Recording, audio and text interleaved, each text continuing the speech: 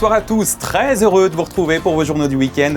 Voici les titres de ce vendredi. C'était l'un des temps forts des Jeux Olympiques d'hiver de Milan-Cortina. La médaille d'or de Guillaume Cizeron et Laurence Fournier en danse sur glace. Un moment suspendu et une véritable prouesse technique que nous commentera leur entraîneur Romain Aguenauer de passage à Monaco sera notre invité ce soir. Coup de tonnerre en Angleterre, Andrew Windsor, le frère du roi Charles III, a été arrêté hier puis placé en garde à vue avant d'être relâché. Le désormais ex-prince est mis en cause pour ses liens avec le criminel sexuel Jeffrey Epstein. Notre correspondante à Londres nous expliquera tout ce qu'il en retourne.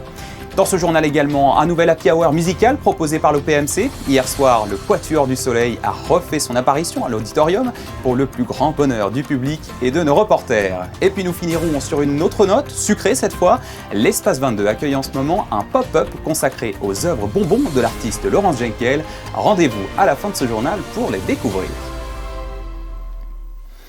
Mais avant de développer ces titres, c'est l'info de la soirée. L'AS Monaco Basket se qualifie pour les demi-finales de la Leaders Cup après une fin de match irrespirable face à Strasbourg. Avec un dernier rebond offensif de leur capitaine Mike James, les Monégasques s'imposent 90-89. Ils pourront donc poursuivre l'aventure demain face à l'équipe de Cholet. Écoutez la première réaction de l'ailier Terry Tarpey au micro de Gaëtan Lebrun, envoyé spécial à la Futuroscope Arena de Poitiers. Dès qu'on ralentit un peu, on donne chance aux scoreurs parce qu'ils ont trois vraiment scoreurs de haut niveau. Donc, si on était un peu trop lax en défense ou oublier nos scouting un peu, il peut faire mal quand il peut prendre le tir à 3 points, les drives, les fautes, tout ça. Mais il y a 3 scoreurs qui peut nous faire mal quand on lâche le mental un peu. Notre équipe, malheureusement, c'est comme une montagne russe. On a des bels moments et les mauvais moments aussi. Je pense que personne ne s'attendait que Mike James va prendre un rebond offensif pour la victoire. Mais ouais, il faut qu'on garde la confiance. Nous, on se connaît nous-mêmes un peu. On a une équipe de haut niveau. Il faut qu'on trouve un moyen à gagner le match. Et heureusement, ça tombait pour nous ce soir.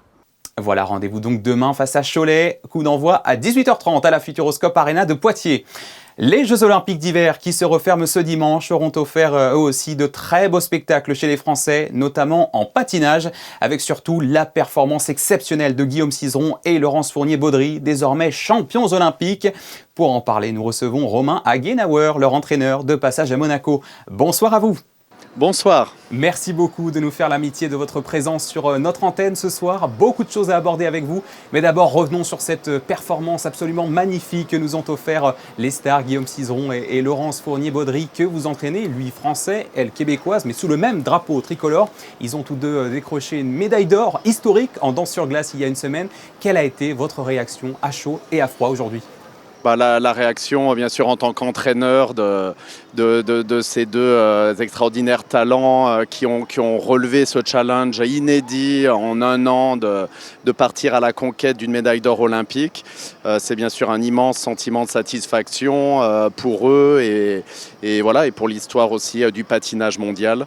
Ça a été une semaine très très riche en émotions et je suis ici sur Monaco pour me reposer un petit peu avant de repartir sur Montréal. Cela ne fait qu'un an, vous l'avez dit, à peu près, que Guillaume Cizeron patine avec Laurence Fournier depuis sa séparation très commentée avec Gabriela Papadakis. Vous avez dit vous-même lors d'une autre interview combien les allégations d'emprise qu'elle portait contre lui dans son livre l'ont affecté. De son côté, Laurence Fournier, elle aussi, a ses problèmes. Pour autant, ils ont réussi à surmonter tout ça jusqu'à cette brillante victoire.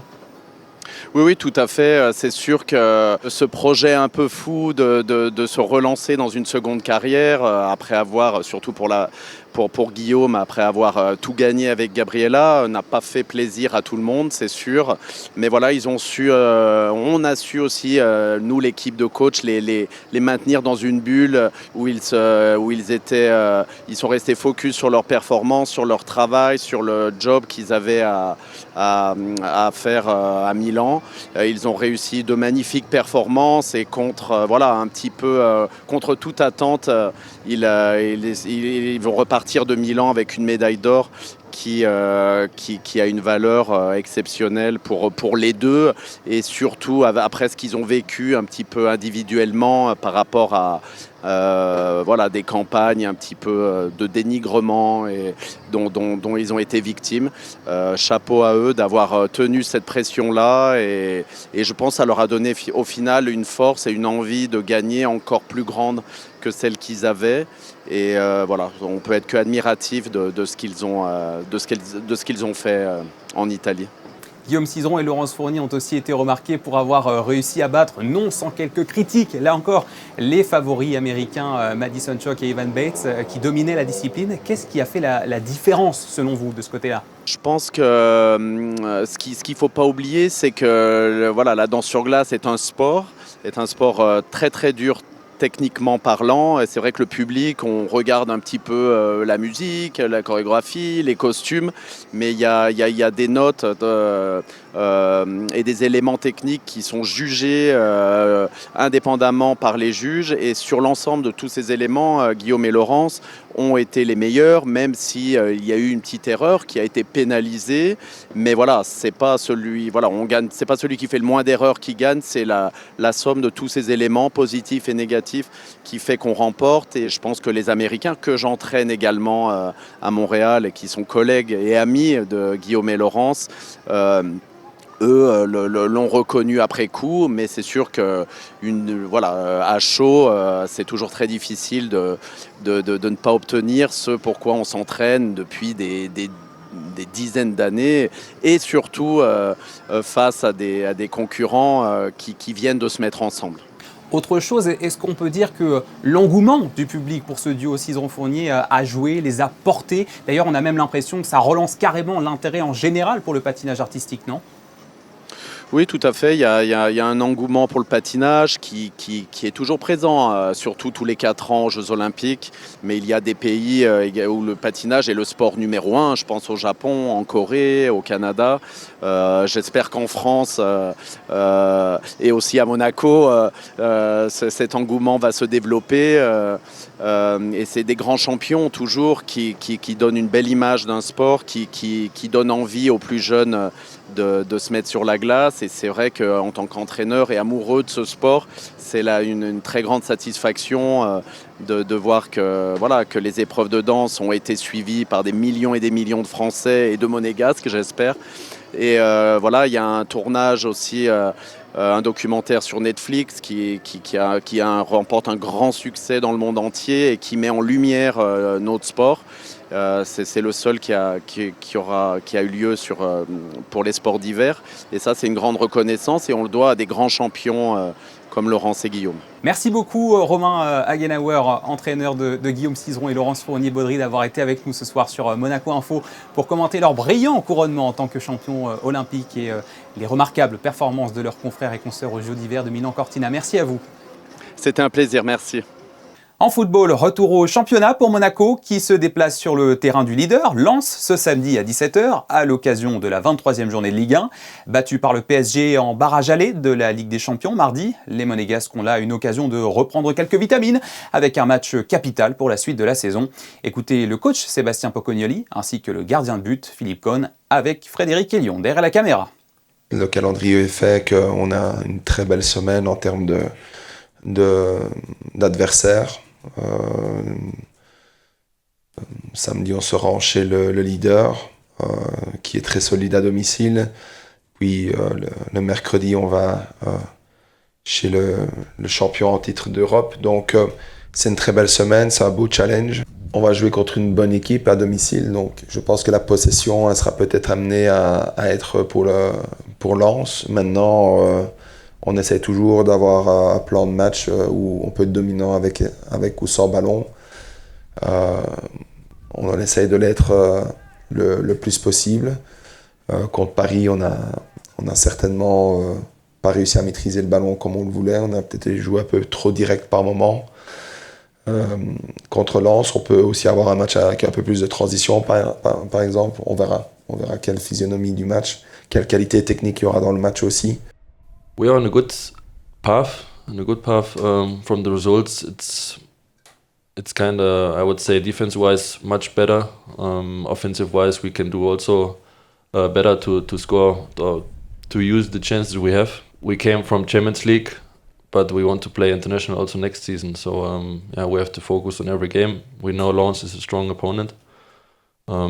So we have to be ready from the first minute, and I'm really looking forward to play this game. Toujours en sport, la suite maintenant de notre série de reportages consacrée à l'AS Monaco Omnisport. Coup de projecteur aujourd'hui sur la section haltérophilie et force athlétique, deux disciplines distinctes mais qui demandent la même force physique et mentale. Vous allez comprendre pourquoi dans ce reportage de Frédéric Elion et Lionel Bernardi. Sans maîtrise, la puissance n'est rien. Pour soulever ces barres, il faut un savant mélange de force pure, de technique, mais aussi de mental. À la section haltérophilie et force athlétique de l'AS Monaco, les licenciés se retrouvent plusieurs fois par semaine pour s'entraîner au Stade Louis II, que ce soit pour le plaisir ou pour performer en compétition. L'haltérophilie est quand même un petit peu devant avec 15 compétiteurs réguliers. Pour la force athlétique, donc sur les 3 mouvements, plus le développé couché seul. Donc là, on tourne à 10 athlètes en compétition.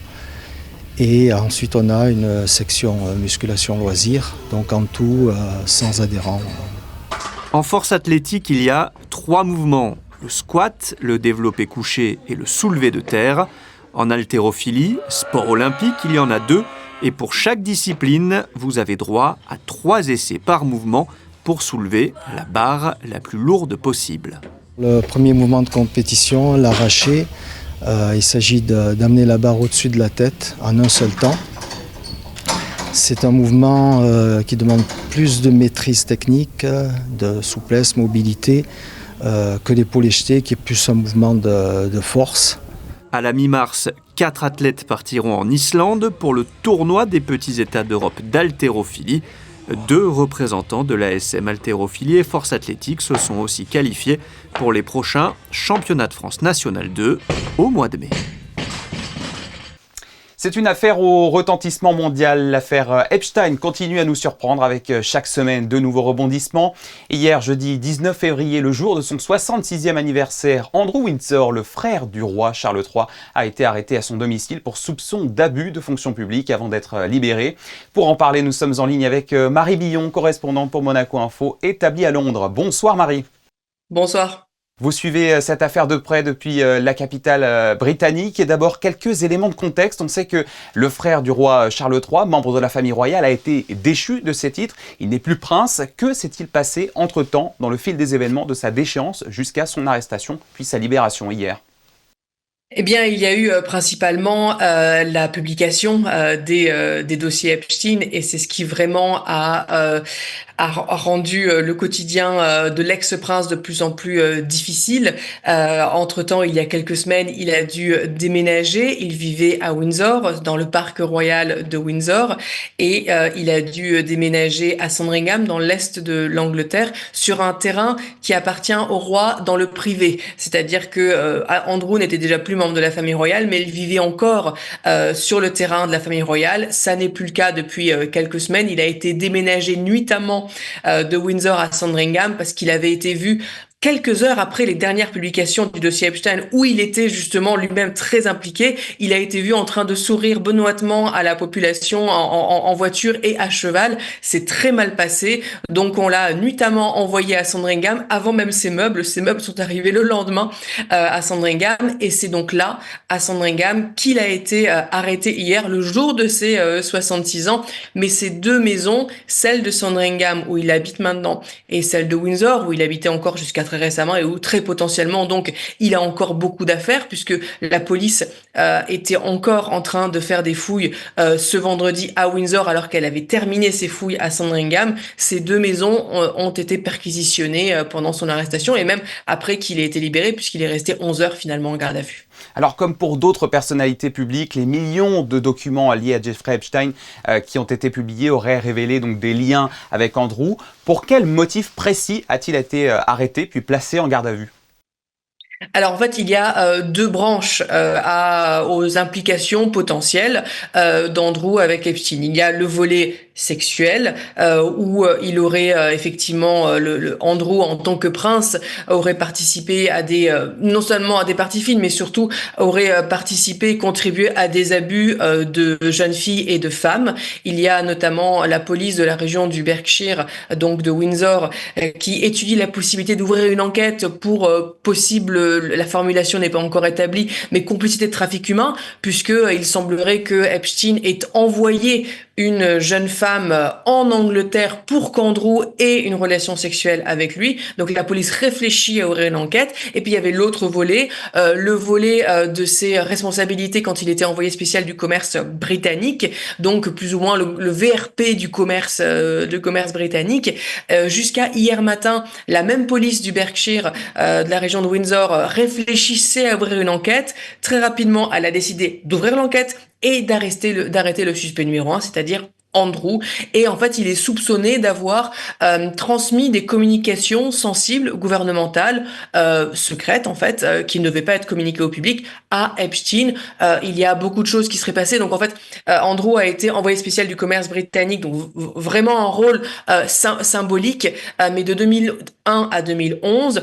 Et on a pu voir par exemple qu'il partageait son itinéraire avec Jeffrey Epstein quand il était en train de visiter l'Asie du Sud-Est. Ou alors il a envoyé un mail avec je t'informe d'opportunités d'investissement dans le pétrole, dans l'uranium et dans l'or en Afghanistan. Ce genre de choses qui n'étaient pas encore publiques, qui serait donc potentiellement un délit d'initié. Et puis surtout ce mail sur les investissements en Afghanistan a été envoyé quelques jours après qu'il ait été vu à New York, Andrew avec Epstein, et lors de son interview un peu catastrophe au début des années 2020, Andrew avec la BBC, il avait dit: après cette rencontre à New York, je n'avais plus été en contact avec Epstein, je suis allé à New York pour lui dire au revoir, pour cesser notre amitié. Quelques jours plus tard, il lui a envoyé des informations confidentielles. Il y a énormément d'éléments que doivent étudier la police. Quelles sont les réactions à cette arrestation du côté de la presse, du côté du Premier ministre Keir Starmer, mais surtout de la famille royale et du prince, du frère d'Andrew, le roi Charles III? Au niveau de la famille royale, le roi Charles III a émis un communiqué à la mi-journée en disant qu'il avait appris avec inquiétude ce qui était en train de se passer, que la loi devait suivre son cours, la police devait continuer à faire son travail et que la famille royale continuait elle aussi à servir le peuple britannique. Et d'ailleurs, on a vu Charles III à la Fashion Week hier et la reine Camilla à un concert. En même temps, la population britannique, elle, évidemment, il y a deux points de vue. Il y a le côté Andrew, finalement, c'est un peu une chasse aux sorcières. C'est lui qu'on prend en grippe, alors que il y a des gens qui sont beaucoup plus impliqués que lui. Et puis il y a l'autre point de vue, qui est que il n'y a pas de raison qu'il soit traité différemment. Ça fait longtemps qu'on sait quelque chose qui se passe. Ça fait longtemps qu'il a dit qu'il se mettait à la disposition des autorités pour répondre aux questions. Mais à chaque fois que le Congrès américain lui demande de parler, apparemment, Andrew a toujours une bonne excuse pour ne pas le faire.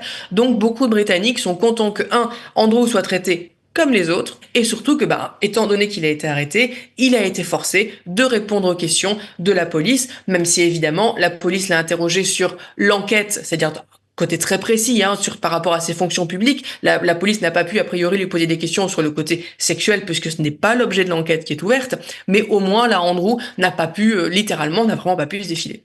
Mais que peut-il se passer donc maintenant du côté de la justice? À quoi faut-il s'attendre? Alors, il est possible, ce n'est pas certain. La police, pour l'instant, est en train de revoir ce qui s'est passé hier dans l'entretien, dans l'interrogatoire. Va aussi regarder tous les dossiers, tout ce qu'ils ont pu trouver dans les perquisitions des deux maisons. S'il l'inculpe, il y aura donc un procès. Et s'il est déclaré coupable, il est passible de la prison à vie. Voilà, et l'on continuera à suivre avec grande attention la suite de cette affaire qui ébranle désormais aussi le Royaume-Uni et la monarchie. Merci beaucoup Marie Billon, correspondante à Londres pour Monaco Info, d'avoir été avec nous ce soir pour nous la commenter.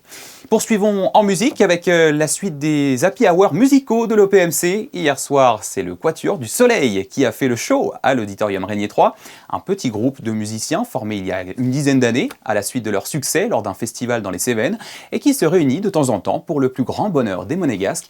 José Sacré, Julien Logier et Clélia Renaud.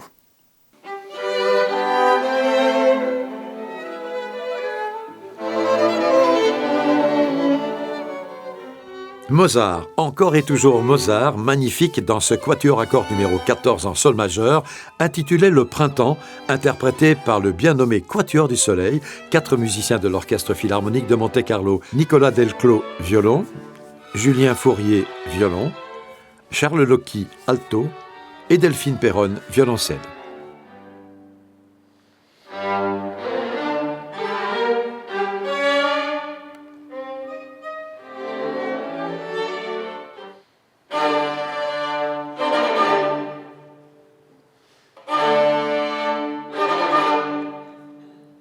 Seconde œuvre au programme, le quatuor à cordes numéro 14 en ré mineur, La jeune fille et la mort, de Franz Schubert, un chef-d'œuvre. Un chef-d'œuvre absolu. Et qu'est-ce qu'on peut dire?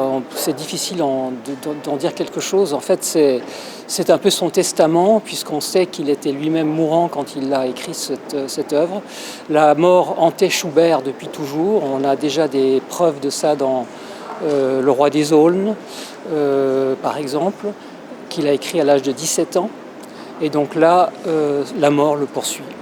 Un public nombreux a apprécié ce happy hour musical, juste récompense pour ces musiciens qui, outre leur travail avec l'orchestre, consacrent beaucoup de temps à la musique de chambre. C'est vrai, mais quand on aime, on ne compte pas. Voilà, et notez que le prochain Happy Hour de l'OPMC aura lieu le 25 mars et sera consacré cette fois aux œuvres du grand compositeur français Olivier Messiaen. On dit que la cuisine est un art, mais la nourriture ne se mange pas toujours. La preuve avec Laurence Genkel, qui fabrique ses emblématiques bonbons. Et en ce moment, l'artiste a transformé l'Espace 22 en véritable boutique éphémère pour dévoiler une fine sélection de sa collection privée, ainsi que ses toutes dernières œuvres. Céleste Nuckelman et Alexandra Paolini se sont immergés dans son univers. Regardez. Avec une signature bien à elle, Laurence Genkel a su captiver les publics du monde entier. Ses célèbres sculptures bonbons bousculent les codes et redéfinissent les frontières de l'art contemporain. Il y a une sélection avec bien sûr des bonbons, mais des bonbons très différents de ceux qu'on connaît d'habitude. Donc des bonbons qui peuvent être dans les transparents avec des objets à l'intérieur, des transparents avec des peintures qui résistent à des hautes températures. On a aussi des tableaux, beaucoup de tableaux, donc des tableaux toujours avec une thématique bonbon et qui créent cette magnifique sensation. On est dans un univers coloré et sensoriel. Des sculptures de bonbons torsadés réalisées à partir de plexiglas, d'aluminium, de bronze ou encore de marbre, autant de matières et de couleurs travaillées avec minutie sur des formats de quelques centimètres à plus de 5 mètres de haut. Mes confections, ça part en général d'une forme classique que je vais intégrer à l'intérieur du bonbon, mais au préalable, je prépare le plexiglas. Donc, s'il s'agit d'un monochrome, donc là, je dirais que le travail est un peu plus facile, mais ensuite, donc, je vais la travailler en torsion et pouvoir gérer que ce soit voluptueux, qu'il y ait une certaine sensualité dans cette œuvre. Des bonbons, mais pas que. Pour l'artiste, ils sont une invitation à l'imagination. Une bouche, un nez, des yeux ou encore un cœur, le public se laisse emporter par ce qu'il voit. À chaque fois que je les regarde, je vois toujours quelque chose de différent. Et ce qui est intéressant aussi, c'est de pouvoir initier le public, de voir aussi ce qui se passe à l'intérieur du bonbon. Et chaque œuvre, si on regarde vraiment bien, les papillotes sont toutes différentes. Donc à chaque fois, on voit autre chose. L'art ne se contemple pas seulement, il éveille les sens et donne presque envie d'y goûter. Les 150 œuvres de Laurence Genkel sont à découvrir à l'Espace 22 de Monaco jusqu'au 27 février. Avant de refermer ce journal, un mot de l'exposition d'été du Grimaldi Forum qui aura pour thème cette année Monaco et l'automobile de 1893 à nos jours. Sachez que les préventes viennent d'ouvrir. Vous pouvez désormais réserver votre place au prix de 7,50 € en suivant les indications sur votre écran. Voilà, c'est la fin de cette édition. Dans un instant, les prévisions météo du week-end présentées par Céleste Nuckelman. Quant à moi, je vous retrouve juste après pour l'après-JT, consacré ce vendredi à la tournée de l'OPMC en Espagne. Juste le temps de revoir ces quelques photos historiques qu'ont ressorti nos photographes Monaco il y a 20 ans. Merci de nous avoir suivis et à tout de suite pour l'après-JT.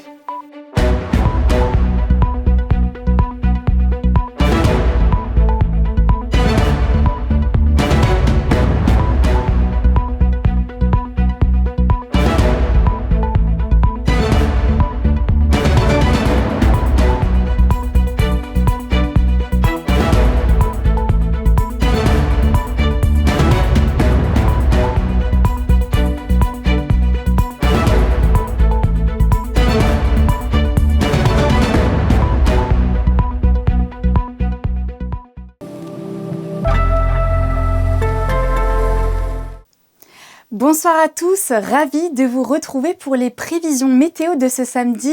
En début de journée, le temps nous offrira un ciel clair. Quelques passages nuageux sont toutefois attendus dans l'après-midi. C'est un jour globalement ensoleillé avec une légère brise qui soufflera tout au long de la journée. Du côté des températures, elles varieront entre 10 degrés le matin et jusqu'à 16 degrés dans l'après-midi. Le soleil se lèvera à 7h18 pour se coucher à 18h09. Demain, nous souhaiterons une bonne fête à tous les Pierre Damien. Et le saviez-vous, le 21 février, c'est la journée internationale de la langue maternelle. Créée par l'UNESCO, cette journée rappelle que la diversité linguistique est une richesse à préserver. L'opportunité de réaffirmer la valeur de la transmission linguistique et de célébrer la richesse du plurilinguisme vécu au quotidien.